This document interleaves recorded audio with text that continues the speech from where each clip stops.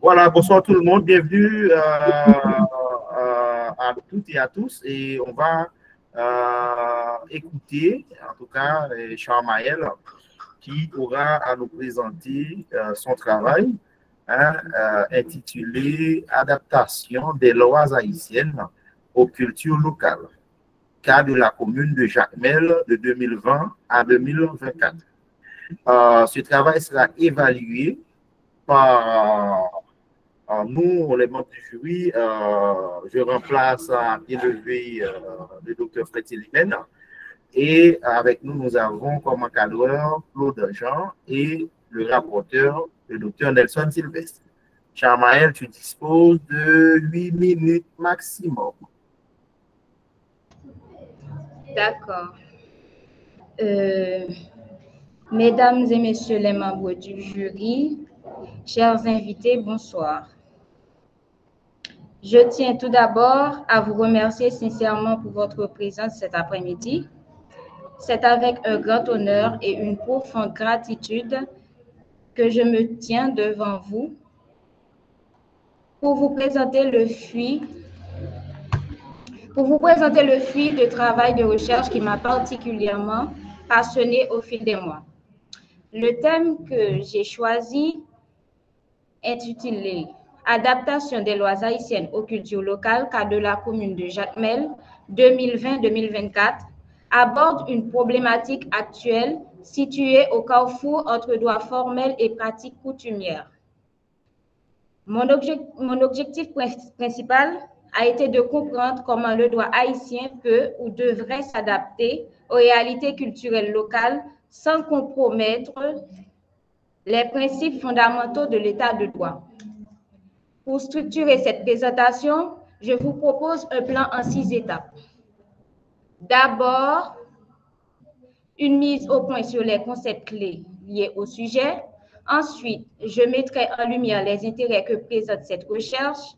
Je poursuivrai avec une présentation de la problématique soulevée, puis je vous exposerai la méthodologie que j'ai adoptée avant d'aborder les résultats obtenus au terme de ce travail. Enfin, je conclurai en évoquant les limites, les apports et les perspectives de cette étude. Je vous invite donc à m'accompagner dans cette exploration en espérant qu'elle nourrira la réflexion, suscitera l'échange et retiendra votre attention. Concept clé. Avant de commencer l'analyse proprement dite, je vais revenir rapidement sur quelques concepts essentiels pour bien comprendre le sujet. D'abord, l'adaptation des lois, c'est la capacité du droit formel à s'ajuster aux réalités locales, notamment culturelles et sociales. Autrement dit, comment les lois peuvent prendre en compte les spécificités du terrain. Ensuite, on parle de culture locale pour désigner l'ensemble des pratiques, croyances et normes sociales spécifiques à Jacmel. La coutume et le coutumier regroupent des pratiques non écrites mais reconnues et respectées par la communauté. Elles ont une valeur juridique dans la vie quotidienne. Par opposition, le droit formel, ce sont les règles écrites, officielles, produites par l'État, les lois, les codes, les constitutions, etc. Enfin, l'état de loi repose sur un principe fondamental: tous, même les autorités, doivent se soumettre à la loi.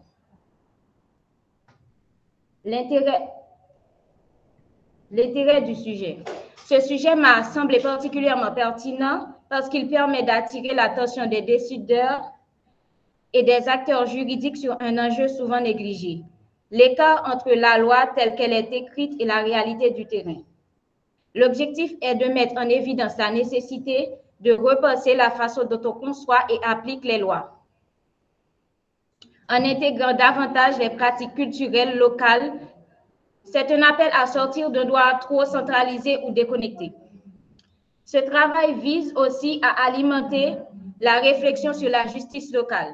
J'ai voulu analyser un cas concret celui de Jacmel, mais qui reflète une situation vécue dans beaucoup d'autres communes en Haïti.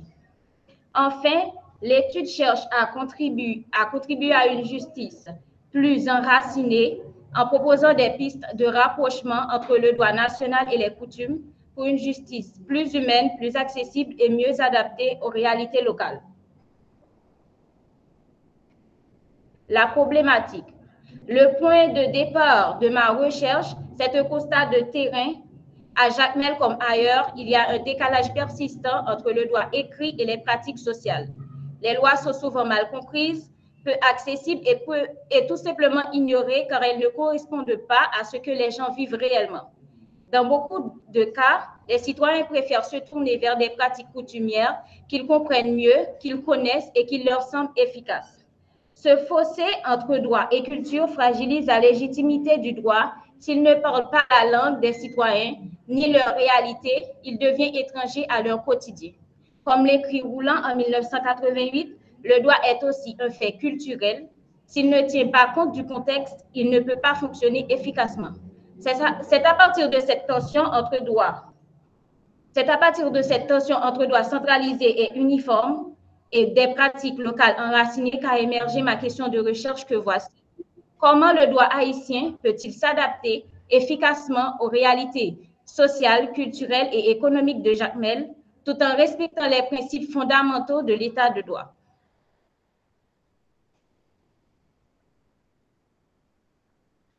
Il te reste 2 minutes. 2 minutes.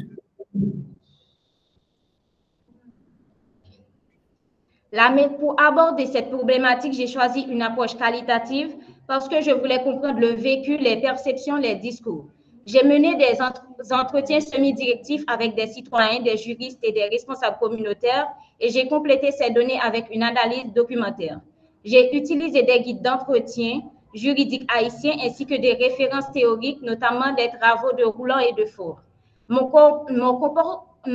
corpus s'est concentré sur la période 2020 à 2024 et l'échantillon concernant surtout la commune de Jacmel. L'objectif était de vraiment faire dialoguer le droit écrit et la réalité du terrain. Présentation des résultats. 3 grands résultats ressortent de cette étude. Le premier, c'est la méconnaissance du droit formel. Beaucoup de citoyens ne comprennent pas les lois, notamment parce qu'elles sont rédigées en français, une langue peu maîtrisée dans les milieux ruraux. La barrière linguistique est un frein réel. Le deuxième, c'est le poids des pratiques coutumières. Ce sont des pratiques que sont les gens vivent pour résoudre leurs conflits familiaux, fonciers, sociaux. Elles sont perçues comme plus proches, plus efficaces. Le troisième résultat, c'est l'écart entre le droit officiel et les pratiques locales. Le droit est vu comme quelque chose d'étranger, de lointain, parfois inutile. Les lois ne tiennent pas suffisamment compte des réalités sociales et culturelles de Jacmel. Mais il y a aussi une volonté forte d'un droit plus accessible. Les citoyens demandent des textes en créole, une meilleure présence juridique de proximité et de reconnaissance encadrée de certaines pratiques locales. Et pour conclure, cette étude met en évidence un décalage important entre le droit haïtien formel et les pratiques culturelles locales, ce qui remet en question la légitimité de l'efficacité des lois. Elle montre l'importance de mieux articuler le droit aux réalités culturelles pour construire une justice plus accessible et mieux adaptée. Bien sûr, le travail présente des limites. Il est centré uniquement sur Jacmel et repose sur une approche qualitative, ce qui limite la portée des résultats à une échelle plus large. Mais malgré ces limites, la recherche ouvre des perspectives intéressantes. Elle invite à repenser l'élaboration et l'application des lois en intégrant les spécificités culturelles afin de rapprocher le droit des citoyens et de renforcer l'accès à la justice dans le pays. Merci de m'avoir écouté. Je suis maintenant disponible pour vos questions. Merci, Charmaël. Elle a pris son temps. Elle était tranquille. On dirait que voilà, elle disposait de 20 minutes. Bon, ok, merci pour la présentation. Heureusement, tu as pu accélérer vers la fin. Et sans tarder, on passe la parole à notre cher encadreur, le docteur Nelson Sylvestre. Nelson.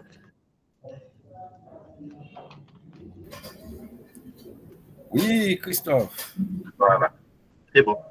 Oui, j'étais avec le docteur Célimène. On ne travaille que pour les étudiants. C'est pas de la blague. Et Charmaël, bonsoir. Bonsoir. Et tu nous as charmaillé cet après-midi. C'est pas possible, hein? OK. Et félicitations pour le travail produit. Et d'ailleurs, tu as travaillé sous la direction de quelqu'un que j'apprécie beaucoup comme académique, Claude Jean. Il est très fidèle à son travail en général. J'étais en train de revoir ton texte et je vois que en réalité, tu as tenté de faire l'effort de produire un travail digne du nom.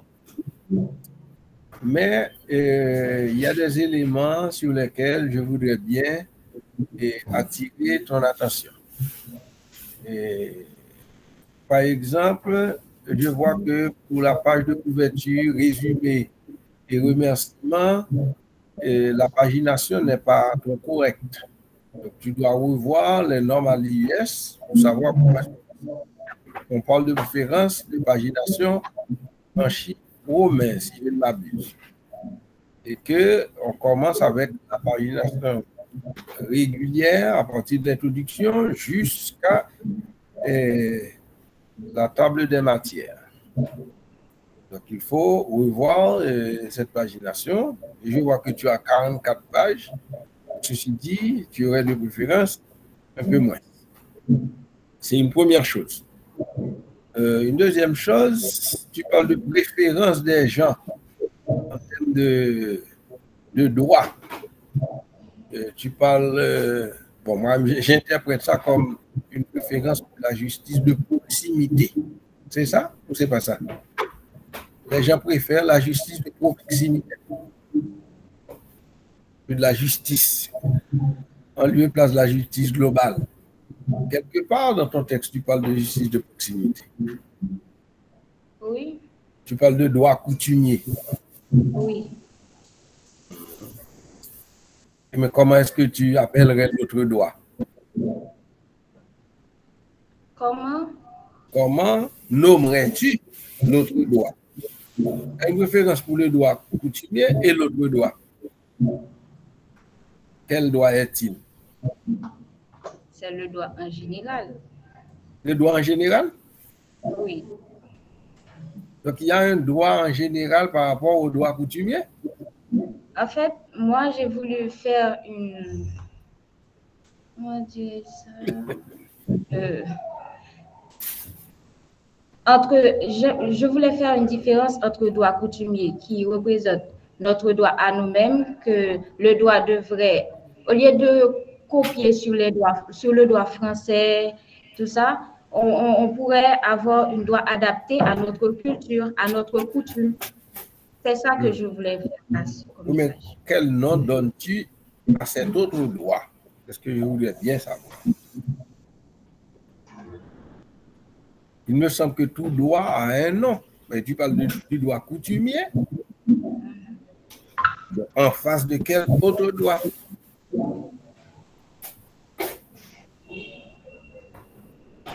Tu ne vois pas? Tu es maître, tu ne vois pas?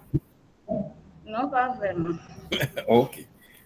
Premièrement, à l'introduction, tu parles de page 7, à la page 7. Et au premier paragraphe de ton travail, tu écris cette dualité. Hein? Cette dualité. Mais si tu vas au deuxième paragraphe, je vois encore cette dualité. Est-ce que tu vois? Oui. Fin du premier paragraphe, à la page 7. Les deux dernières phrases.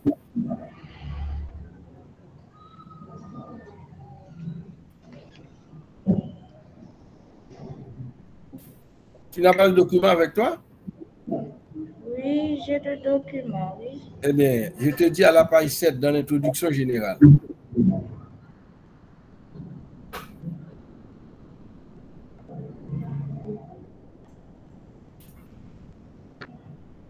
À la page 7. C'est un exercice, oui, qu'on est en train de faire. Oui, je sais. Ah, peut-être, Oui. est-ce que c'est la page 7? Ça dépend du document que tu as. Ah oui, cette dualité normative. Ah, ah. Il y a un problème ou il n'y en a pas? Cette dualité normative n'est pas propre à Haïti. Y aurait-il un problème là ou pas?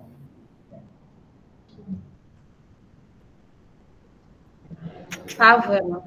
De mon point de vue, pas vraiment. Mais là, et le paragraphe qui suit? Comment le Le paragraphe qui suit? C'est dans cette optique que s'inscrit question. Eh bien, non. Tu vas au premier paragraphe de la page 7. D'accord. C'est pas vrai? Oui. OK. Maintenant, troisième phrase du premier paragraphe. Lis pour moi. Page 7, deuxième phrase.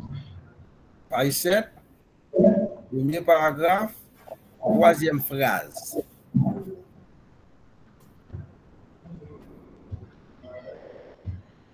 En fait, quand vous dites page 7, c'est la partie où où il y a l'étude repose sur 3 hypothèses principales? Dans l'introduction générale, c'est pas ça? J'ai reçu un document en PDF. Je suis dans l'introduction générale. Elle doit avoir le même document, normalement. Donc, Oui. Eh bien, donc tu vas à la page 7. Oui, En fait, je n'ai pas le même document aussi. Je ne suis pas à la même page que Dr. Disons pas la Sylvestre. page 7, pas la page, à la page 6. C'est parce qu'il y a un problème. À la page 6, page réellement 6. Ah, ok, je vois. Il y a une partie qui dit cette dualité normative n'est pas propre à Haïti. Et en plus, ah oui, j'avais remarqué, j'avais fait une répétition, en fait. Il y a quoi? J'ai répété 2 fois la même phrase. Donc il y a une duplication. Oui, j'avais remarqué, merci. Donc il faut penser à éliminer ça, pas vrai? Oui, exactement, bien sûr. Non, bah c'est sûr que c'est là. OK. Bon, maintenant, tu ne voulais pas répondre à la question tout à l'heure. En face du droit coutumier, quel droit a-t-on? Mais tu écris le droit haïtien. Je ne vois pas qu'est-ce que cela signifie quand tu dis droit haïtien. Qu'est-ce que c'est exactement?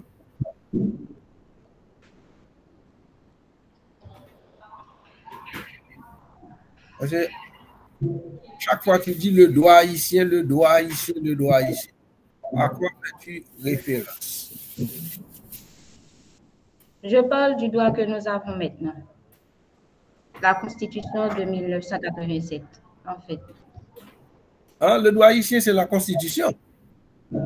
Non, je dis que je parle du droit haïtien, en fait. Je me suis référée à la Constitution de 1987. Ah, il y a un problème, cher maître. Parce que tu sais pourquoi est-ce que je taquine sur ce point? C'est parce que c'est le fond même de ton problème central. Tu dis comment le droit haïtien peut-il s'adapter efficacement aux réalités sociales, culturelles et économiques spécifiques de la commune de Jacmel? afin de renforcer sa légitimité. Donc, le droit haïtien doit être clair dans ton esprit, parce que ça fait partie de ton problème fondamental. Ça fait partie de ta question centrale. Donc, il y a un effort à faire pour fixer le cadre de cette notion appelée droit haïtien. D'accord? D'accord, merci.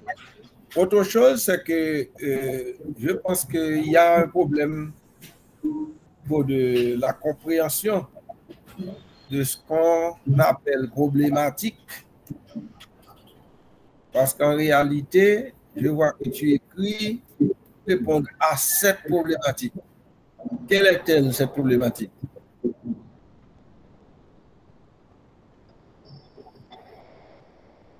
Quelle est-elle, cette problématique?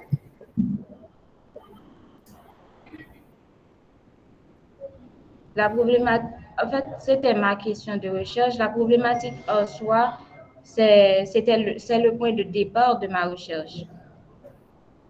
Eh bien, il y a un problème, il y a un mal appris là, entre problématique et problème. Parce que quand on a une interrogation, et l'interrogation peut constituer, si vous voulez, le problème central, le problème fondamental, mais ce n'est pas la problématique. La problématique est plus que ça. Ah oui, la problématique, c'est que les lois sont souvent mal comprises et peu accessibles. Non, je parle d'un point de vue méthodologique. Je parle d'un point de vue méthodologique et non d'un point de vue de fond. C'est-à-dire, quand on dit problématique, on fait référence à, si vous voulez, l'état de la documentation sur une question. Et également l'ensemble des observations, l'ensemble des compréhensions sur une thématique. Bon. De cet état de la documentation, d'observation, de compréhension, on peut dégager un problème. Donc, il ne faut pas résumer une interrogation à une problématique. L'interrogation est bien le problème fondamental, c'est la manière d'exprimer, d'exposer le problème fondamental dans ce que tu traites, mais ce n'est pas la problématique. Je pense que c'est également un élément à voir avec ton directeur. D'accord? D'accord, merci, monsieur. Maintenant, question. Pourquoi l'usage du futur? Pourquoi? Du futur. Pourquoi faire? L'usage du futur, de l'indicatif futur dans ton texte. Par exemple, tu dis, pour répondre à cette problématique, plusieurs objectifs guideront. Et je vois également, tu parles des chapitres en utilisant l'indicatif futur. Pourquoi?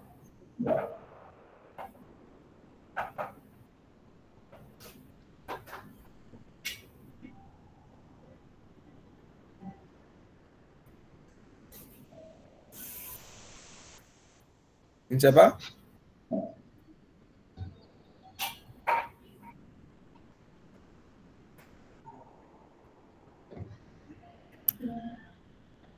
Quand tu écris quelque chose, tu as une raison. Donc, il me faut donner la raison.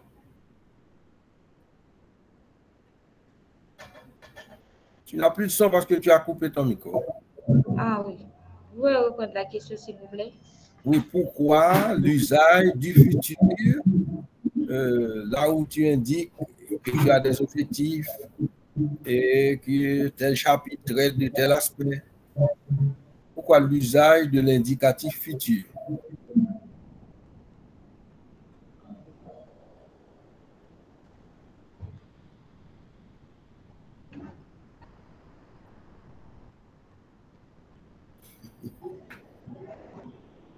Ne dis pas, Chamaël, que la sous-tendance devient pour toi un casse-tête. Non, pas vraiment. Eh, mais tu ne me dis rien. Tu as fait usage. Tu ne veux pas me dire pourquoi. En fait, je voulais voir où vous en étiez, en fait. Je vais répondre à votre question. Vous avez demandé pourquoi l'indicatif futur. En fait, j'ai utilisé le futur de l'indicatif dans mon mémoire pour montrer ce que je propose à l'avenir. Par exemple, le droit devra et s'adapter aux réalités locales.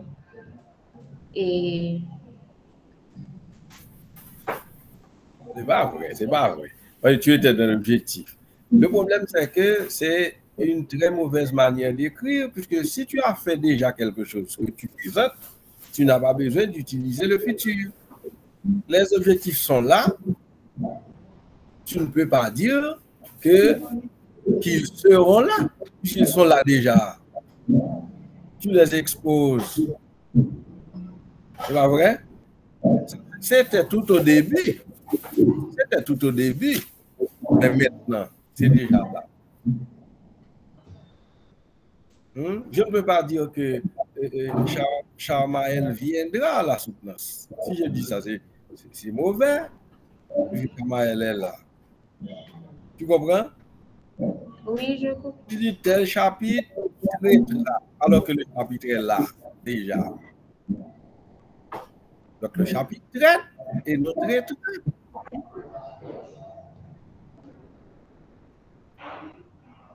Donc il faut corriger ces éléments-là. Et d'ailleurs, tu as trop d'objectifs. D'ailleurs, le 5e n'en est pas vrai. Il ne saurait l'être. Le 5e, ce que tu vois comme 5e objectif, ça, ce n'est pas un objectif. Parce qu'on fait un travail de toute manière, il faut penser à indiquer quoi faire. Le problème, oui. Cet objectif apparaît comme tautologique. Maintenant, je vais te poser une question. Cette fois-ci, il faut me répondre. D'accord. Tu me promets de me répondre. Tu parles de l'inadéquation. C'est quoi une inadéquation? C'est quoi une inadéquation? Parce que c'est toi-même qui parles d'inadéquation. Comme première hypothèse, l'inadéquation entre le droit formel et les pratiques locales. Ok.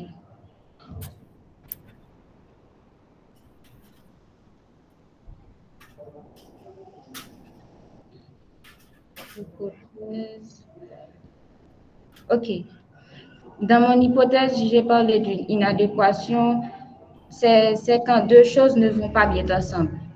C'est comme s'ils ne sont pas adaptés l'une à l'autre.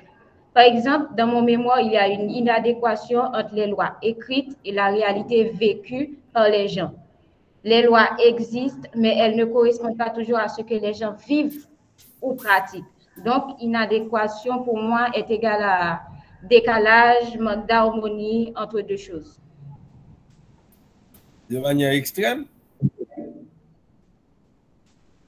Pas vraiment. Ou bien de manière exclusive?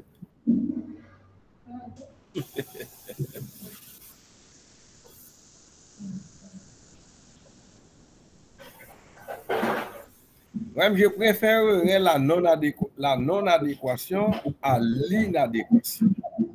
Parce qu'on a cette habitude de parler mais on ne sait pas vraiment de quoi est-ce qu'on parle. Par exemple, les gens parlent de l'insécurité, mais la plupart du temps, la terminologie, c'est la sécurité. Est-ce que l'insécurité signifie absence de sécurité? Donc, parfois, il faut prendre préférence la négation de ce qui est. Donc, s'il n'y a pas adéquation, je préférerais la non-adéquation à l'inadéquation. Et tu vois, dans cette hypothèse formulée, qui me semble être davantage l'hypothèse, et tu parles du droit formel. Pourquoi est-ce que tout à l'heure, tu ne parlais pas de droit formel au lieu de dire droit haïtien? Ah,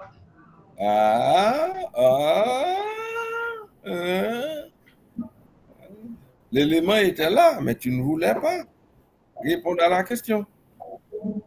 Et puis les deux autres, ce n'était pas nécessaire d'avoir les deux autres hypothèses. D'ailleurs, ce sont des prétendues hypothèses, ce ne sont pas des hypothèses, dans la manière de les formuler.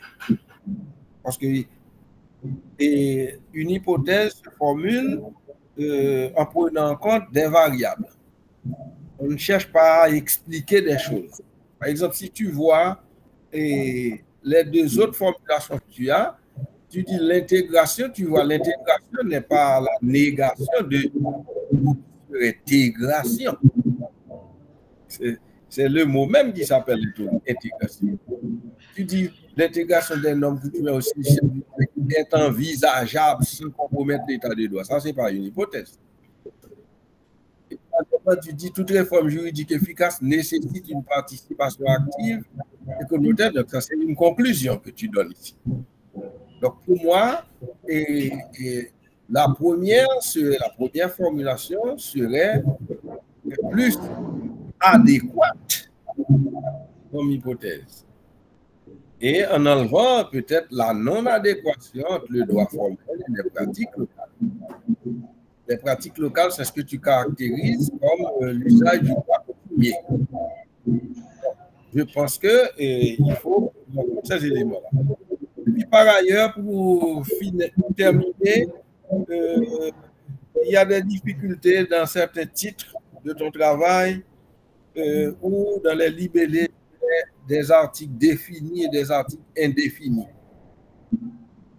Il y a des titres très bien, mais dans d'autres titres, je vois le, la, une. Donc il faut en général éviter ces articles définis et indéfinis. Parce que si tu mets le ou la, on pourrait t'accuser, oui, de dire que dehors de ce que tu indiques, il n'y en a pas d'autre. Alors que tu ne saurais dire pareille chose.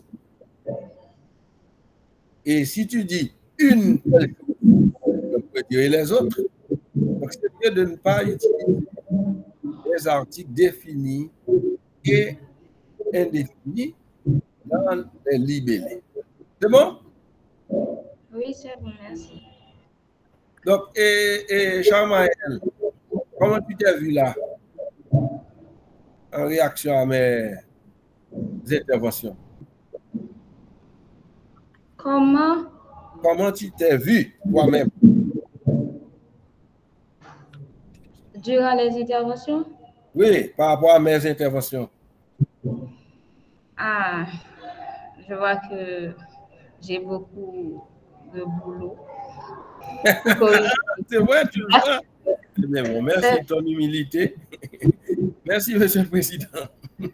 Merci, merci. Alors, rapidement, Claude, merci de nous parler de la collaboration. Je sais que tu ne vas pas refaire la présentation du travail. Merci. Merci, docteur Providence. Je salue également le docteur Nelson. Et je félicite l'impétrante, en fait, qui a su quand même présenter, il faut le dire, avec éloquence son travail. Donc, déjà, elle a le verbe et la manière. Donc, bientôt, on l'aura comme une vraie plaideur ou avocate, comme Dr. Nelson pourrait bien dire. Donc, on l'attend à la barre. Donc, relativement à son travail, et je la félicite parce que quand même, elle a pu déposer quelque chose. Parce qu'on avait beaucoup, elle avait beaucoup de retard et j'insistais, je la secouais, mais elle marchait à pas de tortue. Donc, je dois l'avouer. Donc, même pour la préparation de la soutenance, donc, malgré mon intervention près d'elle, ses réactions faisaient attendre. Donc, bien entendu, elle sait ce qu'elle veut.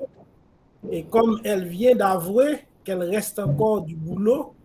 Donc, j'espère qu'elle va s'y mettre pour qu'on puisse remettre un travail digne de ce nom. Elle a vraiment une idée de ce qu'elle voulait. Mais quand on a une idée de ce qu'on veut, il faut se mettre afin de remettre ce qu'on avait en tête. Donc, je la félicite pour ce travail, mais je reconnais qu'elle peut faire mieux et je sais qu'elle a du talent et elle démontre ses talents à travers sa présentation. Et lorsqu'on lit son texte aussi, on voit qu'elle écrit assez bien.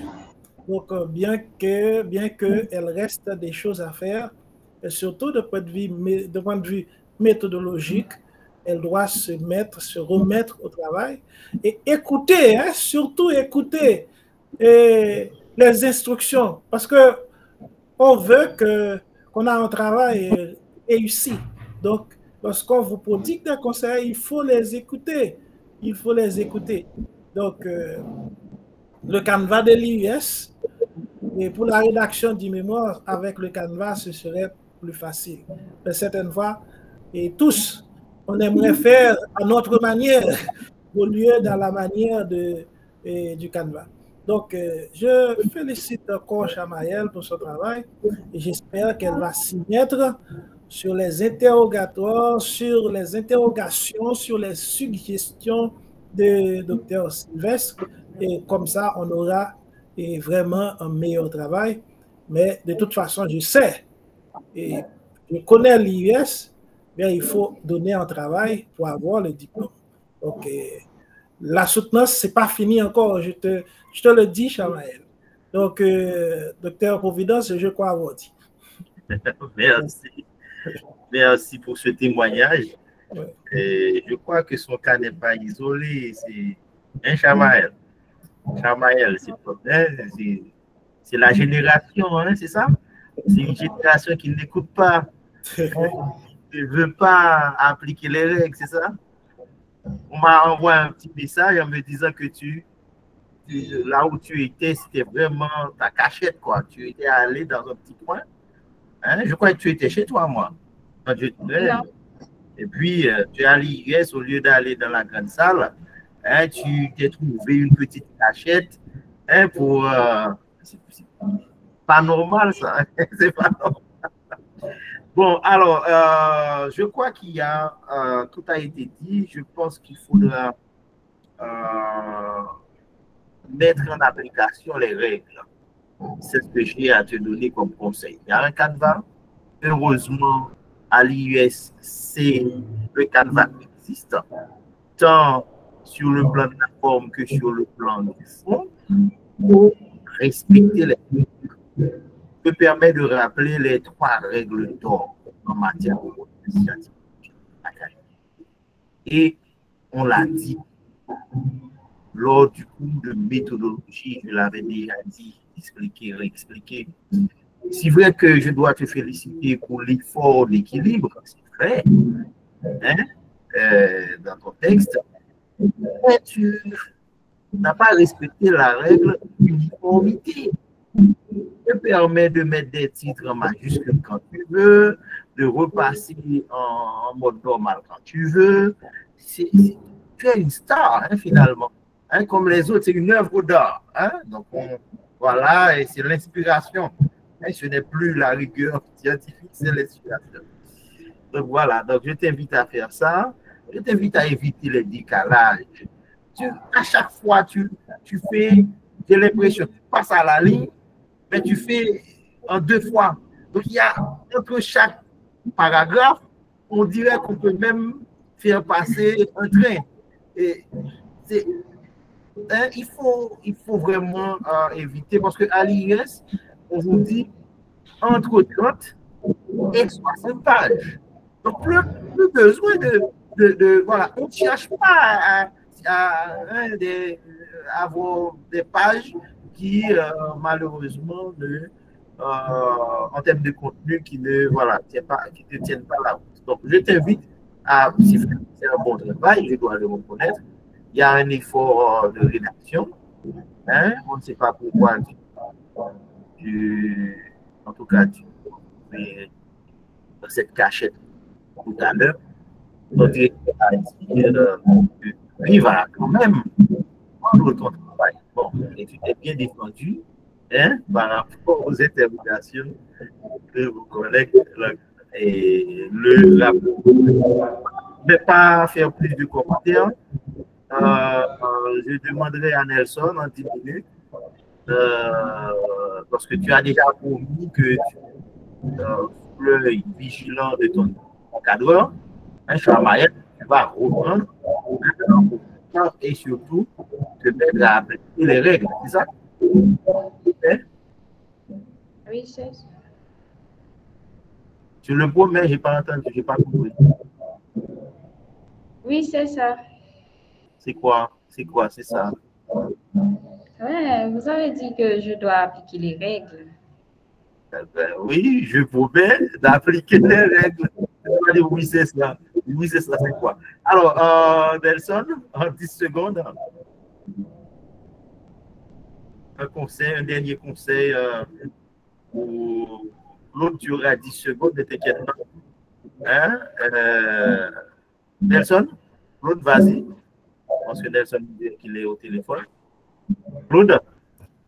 Oui, en fait, je n'ai qu'à remercier le président et je n'ai qu'à féliciter encore Chamaël parce que de toute façon, elle a pu remettre son travail.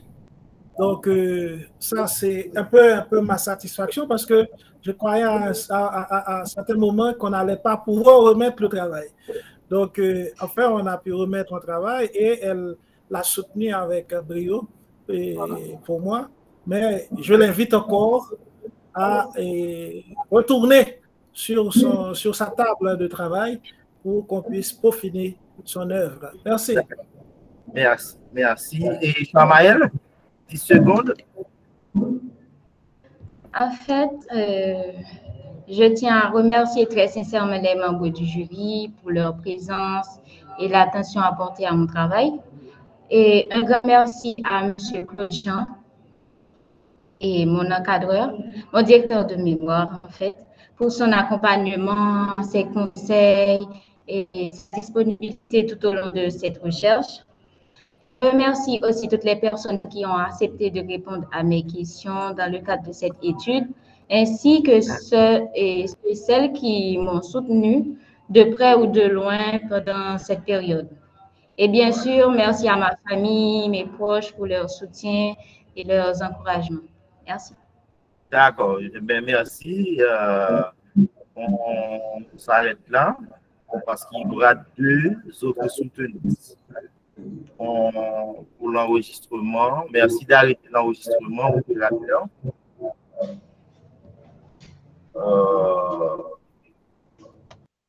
Parce qu'on va passer